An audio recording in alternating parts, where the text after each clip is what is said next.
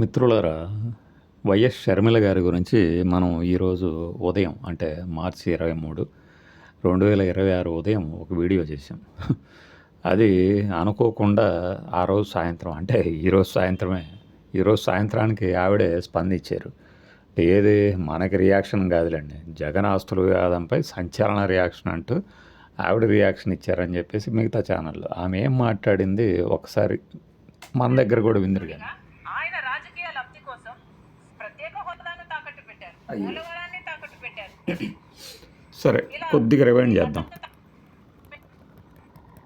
ఆస్తుల కుట్రలు చేసినట్టు చంద్రబాబు గారి చేతిలో నేను సునీత కీలు బొమ్మల్లా వ్యవహరిస్తున్నామన్నట్టు. సరే, మీరు వ్యవహరించడం లేదు, ఓకే. డిల్యూషనల్ గా ఏదేదో ఊహించుకొని ఏదేదో మాట్లాడటం జరిగింది. ఎందుకని?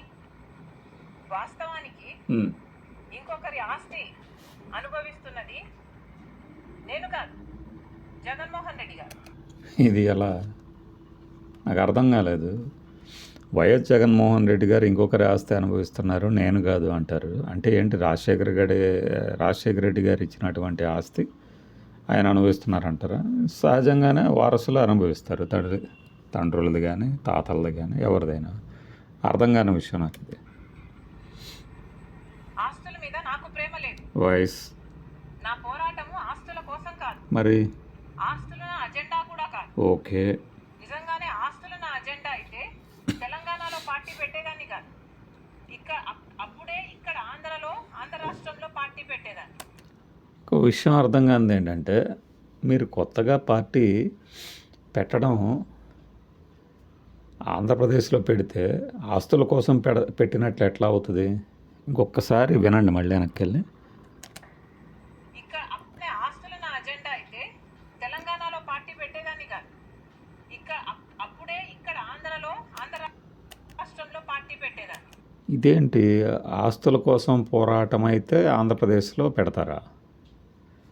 నాకు అర్థం కాలేదు. అంటే ఏంటి? పార్టీ పెట్టి బ్లాక్మెయిల్ చేసి ఆస్తులు ఇప్పించుకునే వాళ్ళు అనే దాని అర్థం.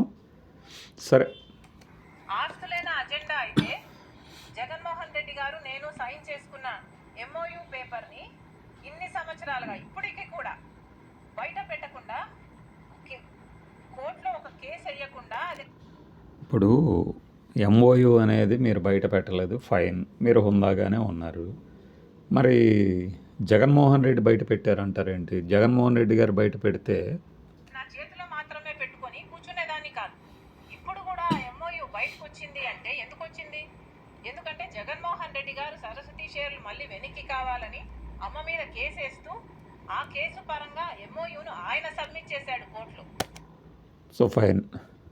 ఇప్పుడు ఈ సందర్భంగా షర్మిల గారు ఈ వైసీపీ సైతాన్ సైన్యం అని, వైఎస్ఆర్సీపీలో నాయకుల్ని కుక్కాలని చాలా మాటలు అన్నారు. సహజమే, ఎందుకంటే ఆమె మీద విమర్శలు చేస్తున్న వాళ్ళని ఆవిడ ఎలా పోల్చవచ్చు. అలానే కొంతమంది ఓవర్ యాక్షన్ గాళ్ళు, అవసరానికి మించిన యాక్షన్ చేసేవాళ్ళు కూడా అది తగులుతుంది. కానీ అందరూ అలా కాదు కదా.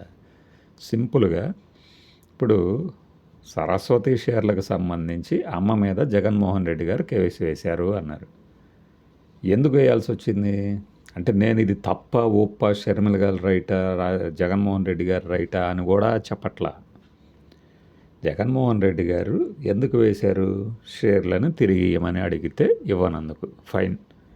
ఇది ఆస్తి కోసం కేసు వేసినట్లా అంటే, నేను వేసినట్టు కాదు, దీని వెనక బెయిల్ రద్దు అనే ఒక సిచ్యువేషన్ని క్రియేట్ చేశారు వైఎస్ఆర్సీపీ వాళ్ళు అంటున్నారు. ఫైన్. నేను మొదటి నుంచి కూడా ఈ కేసులకు సంబంధించి చెప్తున్నది, ఇది వ్యక్తిగత వ్యవహారం. పార్టీ వాళ్ళు మాట్లాడాల్సిన అవసరం లేదు. మాట్లాడితే ఈ కేసులోని ఆయన పెట్టిన క్లాజు గురించి మాట్లాడుకుందాం.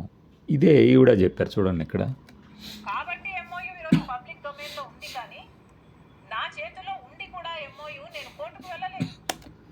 ఇప్పుడు అదే MOUని జగన్మోహన్ రెడ్డి గారు తీసుకెళ్లారు అంటున్నారు. మీరు ఆ MOUని తీసుకెళ్ళినా కూడా ఏం జరిగేది? ఇప్పుడేం జరుగుతుందో అదే జరుగుతుంది, కొత్తగా ఏం జరగదు కదా. అంటే నేనేమి తీర్పు ఇలా వస్తుంది, ఇలానే వచ్చింది కదా, ఇది మాకు ముందే తెలుసా కదా అని కూడా చెప్పడం లేదు. ఈ కేసులో ఆయన వాదన ఏంటి? ఆయన వాదననే ఎన్సీఎల్టీ గానీ, ఇంకొకళ్ళు గానీ ఎందుకు అంగీకరిస్తారు అనేది చెప్తున్నా సెబీ కేసు గురించి. ఆస్తులే నా అజెండా అయితే నేను ఎప్పుడో కోర్టుకు వెళ్ళేదాన్ని. కోర్టుకు వెళ్ళటం ఏంటి నాకు అర్థం కాలేదు. కోర్టుకు వెళితే ఇప్పుడు వెళ్ళింది కూడా అదే కదా. కోర్టుకు వెళితే ఏం జరుగుతుంది? విల్ ఏంటి? రాజశేఖర రెడ్డి గారు పంచి ఇచ్చారా, లేకపోతే జగన్మోహన్ రెడ్డి గారు పంచి ఇవ్వాలా? మనవాళ్ళు మనవరాళ్ళు అని ఇప్పుడు మీరు అంటున్నారు. మనవాళ్ళు మనవరాళ్ళకి తాతగారి ఆస్తిలో నిరభ్యంతరంగా హక్కులు ఉంటాయి, అందులో సందేహమే లేదు. దీని మీద మీరు కోర్టుకు వెళ్ళినా వెళ్ళకపోయినా అది జరుగుతుంది. నిజంగా తాతగారి ఆస్తులే అయితే వాటిని రిజిస్ట్రేషన్ చేసుకునే సందర్భంలో ఎవరికి అమ్మ చూపినా మిగిలిన వారసులందరి దగ్గర నుంచి కూడా సంతకాలు తీసుకోవాల్సిందే. ఏ బ్యాంకర్ అయినా సరే, ఏ రిజిస్టర్ ఆఫీసులో అయినా సరే. ఎందుకు అంటే ఆ క్లాజులు అలా ఉన్నాయి కాబట్టి. ఈ రోజున రిజిస్ట్రేషన్ పూర్తి చేస్తే ఈ ఆస్తికి మేము కూడా వారసులమే అని ఆ తర్వాత వచ్చి కేసు వేస్తే పరిస్థితి ఏమిటి అని ప్రతి ఒక్కరి వారసులు అయ్యే అవకాశం ఉన్న ప్రతి ఒక్కరి చేత ఎన్ఓసీనో లేకపోతే సంతకాలో పెట్టించుకుంటున్నారు. ఫైన్. అది కాదు నా అజెండా. అసలు వాస్తవానికి జగన్మోహన్ రెడ్డి గారు కదా మోడీ గారి దత్తపుత్రుడిగా. చూసారా, ఇది వారి ఎజెండా కాదు, ఆస్తుల వ్యక్తిగతం. మరి మోడీ గారి దత్తపుత్రుడు జగన్మోహన్ రెడ్డి ఆయన రాజకీయ లబ్ధి కోసం ప్రత్యేక హోదాను తాకట్టు పెట్టారు, పోలవరాన్ని తాకట్టు పెట్టారు. ఈ రెండు యాక్చువల్గా పోలవరం కేంద్ర ప్రభుత్వ ప్రాజెక్టు, జాతీయ ప్రాజెక్ట్. అంటే దాన్ని తీసుకుంది ఎవరు? స్టేట్ గవర్నమెంట్ కానీ చంద్రబాబు నాయుడు గారు. ఫస్ట్ చంద్రబాబు నాయుడు గారి హయాంలో చాలా పూర్తయిందని చెప్పిన తర్వాత అది పూర్తి చేయలేదు అంటే అది ఆయన మీద తప్పిదం ఉంటుంది, కేంద్ర ప్రభుత్వం మీద ఉంటుంది. ఇక నెక్స్ట్ ప్రత్యేక హోదా. సేమ్ 16th ఫైనాన్స్ కమిషన్ అనేది రద్దు చేసి నీతి ఆయోగ్ వచ్చింది కాబట్టి మేము ఇవ్వము అంటే గొర్రెలాగా తలకాయలు ఊపింది ఎవరు? సరే, 2019లో జగన్మోహన్ రెడ్డి గారు వచ్చారు. వచ్చి రాగానే వెరీ బిగినింగ్లోనే చెప్పేశారు, మనం అడుగుతూ ఉండటమే కానీ మెడబట్టుకొని మనం అడిగే అధికారం లేదు, వాళ్ళ పవర్ అలా ఉంది, అబ్జల్యూట్ పవరు అని.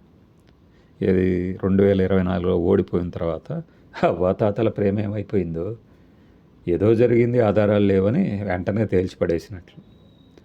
సో ఇంకా ఈ విషయంలో 19లో అధికారంలో వచ్చిన జగన్మోహన్ రెడ్డినే దోషం చేయాలంటే చేయొచ్చు, ఫైన్. రాజకీయంగా ఎవరికైనా హక్కు ఉంటుంది. ఇలా మోడీ దత్తపుత్రుడు రాజకీయాలు చేసింది జగన్మోహన్ రెడ్డి గారు. ఓకే, చంద్రబాబు గారి చేతిలో నేను కీలుబొమ్మల ఉండి రాజకీయాలు చేయాల్సిన అవసరం నాకు రాజశేఖర రెడ్డి బిడ్డగా నాకు లేదు. ఫైన్. నిజంగా వాస్తవానికి నాకు లేదు. మేము జగన్మోహన్ రెడ్డి గారి లాగా స్వార్థ రాజకీయాలు చేయటం లేదు. రాజశేఖర రెడ్డి గారి ఐడియాలజీ కోసం, రాజశేఖర రెడ్డి గారి ఆశయాల కోసం ఈరోజు రాజకీయాలు చేస్తుంది, రాజకీయాలలో ఉంది అంటే. నైస్. మంచి వాగ్దాటి, మంచి స్పష్టీకరణ, మంచి హావభావాలు. వీటన్నిటిని నిజంగానే మరి కాంగ్రెస్ పార్టీ ఎందుకు ఉపయోగించుకోలేకపోతుంది? ఎందుకు జగన్మోహన్ రెడ్డిని టార్గెట్ చేసిన మాటలు మాత్రమే మీకు దగ్గరగా భావించే న్యూస్ ఛానల్స్లో వస్తున్నాయి? ఎందుకు గమనించట్లేదు? కేవలం దానికోసమనే ఉన్నాను. విజయమ్మ గారు ఒక క్లారిఫికేషన్ ఇచ్చారు. ఆ క్లారిఫికేషన్ విజయమ్మ గారు స్వయంగా సైన్ పెట్టి ఇవ్వటం జరిగింది. ఫైన్. అసలు విజయమ్మ గారు ఎవరు? ఇదొకటి మళ్ళీ. విజయమ్మ అంటే రాజశేఖర రెడ్డి గారి భార్య. Okay. Rajasekhar that is alive. అలాంటి విజయమ్మ గారు ఆ లెటర్లో కొన్ని వాస్తవాలు చెప్పి రాజశేఖర రెడ్డి గారి ఆశయం, ఆదేశం ఇది అని చెప్పి నలుగురి బిడ్డలకు సమానంగా, నలుగురి గ్రాండ్ చిల్డ్రన్ సమానంగా ఇదే నేను చెప్పింది ఉండాలి అన్నది ఆయన ఉద్దేశము, ఆదేశం అని చెప్తూ, అంతేకాకుండా నేను రాస్తున్నాయన్ని వాస్తవాలని చెప్తూ, జగన్మోహన్ రెడ్డి గారు అన్యాయం చేస్తున్నారని చెప్తూ, ఇక గ్లోబల్స్ ప్రచారం ఆపండి అని కూడా చెప్పారు. ఎవరికి చెప్పారు? అందరికీ చెప్పారు. వైఎస్ఆర్సీపీకి, టీడీపీకి, బీజేపీ, జనసేన, ఈ విషయం మీద మాట్లాడే ప్రతి పార్టీ లీడర్లకి అందరికీ చెప్పారు. పదే పదే ఆస్తుల విషయం మాట్లాడకండి, Yes. అసలు తెలియని వారు మాట్లాడటం ఎందుకు? అంతే. అందుకే మనం కూడా ఆస్తుల విషయంలో ఈయన తప్పు చేశాడా, ఆమె తప్పు చేసిందా, వీటి గురించి మాట్లాడడం ఎప్పుడు. అది ఆస్తులకు సంబంధించిన విషయం, కుటుంబానికి సంబంధించిన విషయం. అని కూడా విజయమ్మ గారు ప్రశ్నించారు. ఇక డీసెన్సీ ఉన్న వాళ్ళు ఎవరైనా సరే మాట్లాడకూడదు. ఎస్, అదే మనం చెప్తుంది. ఇది కుటుంబ తగాదా, ఆస్తుల తగాదా, రాజకీయాలకి సంబంధం లేదు. దీనిని యాగి చేస్తున్నది ఎవరు? పర్టికులర్గా బ్రేకింగ్లు పెట్టి జగన్ ఇలాంటి వాడు దుర్మార్గుడు అని 2 రోజుల తర్వాత కూడా ఒక డిబేటర్ గాడు వచ్చాడు. మరి వాడికి డీసెన్సీ ఉందా? నాకు కూడా మాట్లాడటం ఇష్టం లేదు, ఫైన్. కానీ ఇంకా వైసీపీ వాళ్ళు మాట్లాడుతున్నారు అంటే ఇక మొరగడం కుక్కల నైజం అనుకోవాలి. ఇదే మాటని డిబేటర్ గాడికి కానీ డిబేటర్ గాడి ఛానల్కి కానీ వర్తిస్తుంది కదా. అందుకనే మనము ఒక స్థాయికి మించి వెళ్ళకూడదు. ఇప్పుడు షర్మిల గారి గురించి కింద కామెంట్లు పెడతారు కొంతమంది, ఏదో అంతా వాళ్ళు చూసినట్లు. ఆవిడ అలా, ఈవిడ ఇలా, అసలు ఆవిడ ఎలాంటి వాళ్ళు ఇలా ఇలా అని. ఇప్పుడు మన భావాలను వ్యక్తీకరించే క్రమంలో ఒక హుందాతనం ఉండాలి. ఎవడో ఎదవ ఏదో తిట్టేసి ఏదో అంటే వాడికి ఒక 10 లక్షలు వ్యూస్ వచ్చినాయనో, లేకపోతే వాడికి చప్పట్లు కొట్టేవాళ్ళు ఉన్నారనో ఏది జరిగిపోదు కదా. అలా షర్మిల గారు కానీ విజయమ్మ గారు కానీ, ఒరే బాబు ఇక ఆపండిరా అన్నా కూడా ఆపంది ఎవరు? ఖచ్చితంగా ఆకుపచ్చ మీడియానే. వాళ్ళే కదా డిబేట్ల మీద డిబేట్లు పెట్టేది. వాటికి కౌంటర్గా ఖచ్చితంగా సాక్షి ఇస్తుంది, వైఎస్ఆర్సీపీ వాళ్ళు ఇస్తారు. జగన్మోహన్ రెడ్డిని మనం ఉదయం వీడియోలో చెప్పాం కదా, ఒక అన్యాయస్తుడిగా, ఒక దుర్మార్గుడిగా చిత్రీకరిస్తున్నప్పుడు ఖచ్చితంగా పార్టీ వాళ్ళు ఖండిస్తారు. కానీ అందులో ఈవిడ సైతాన్ బ్యాచ్ అన్నారు కదా, ఆ సైతాన్ బ్యాచ్ వాళ్ళు తెలుసుకోవాల్సింది ఏంటంటే, జగన్మోహన్ రెడ్డి ఆయన ఏం చేసినా కూడా భజన చేయటం పార్టీ కార్యకర్తలుగా మీ కర్తవ్యం అనుకుంటే దాన్ని మించిన పొరపాటు ఇంకోటి ఉండదు. జగన్మోహన్ రెడ్డి గారు ఏం చేస్తున్నారు, ఆయనకంత ఓపిక ఎక్కడది, ఇది చాలా గొప్ప విషయం అని మాత్రమే మనం ఉదయం చెప్పాం. అంతేగాని ఇప్పుడు ఎవరి పోరాట పందా వాళ్ళది ఉంటుంది. ఈవిడికి ఆస్తి కోసం రావచ్చు బయటికి, ఒక ఆధిపత్యం, ఎస్ నేను ఇది, నువ్వు నన్ను పార్టీ పెడతాను అంటే వద్దన్నావు, నేను నీకు చేసి చూపిస్తా అని షర్మిల సవాల్ చేసి ఉండొచ్చు. తప్పేముంది? ఎవ్వరికైనా సరే పొలిటికల్ ఆస్పిరేషన్స్ ఉంటాయి. అందులోనూ పార్టీలో 2 పవర్ సెంటర్స్ ఉండటం ఇష్టం లేదు అని జగన్మోహన్ రెడ్డి కరాఖండికి చెప్పిన తర్వాత ఇంకెలా ఉంటుంది ఆవిడ? ఆవిడకి అంక చక్కగా మాట్లాడగలదు, పాదయాత్రలు చేయగలదు. అలాంటప్పుడు రాజశేఖర రెడ్డి గారి కూతురుగా ఆయనకు ఒక ఇమేజ్ ఉంది. అయితే ఏంటంటే దాన్ని ఒక ప్రాపర్ ఛానల్లో తీసుకెళ్ళటం కుదరట్లేదు. అది క్లియర్గా అర్థమవుతుంది కదా.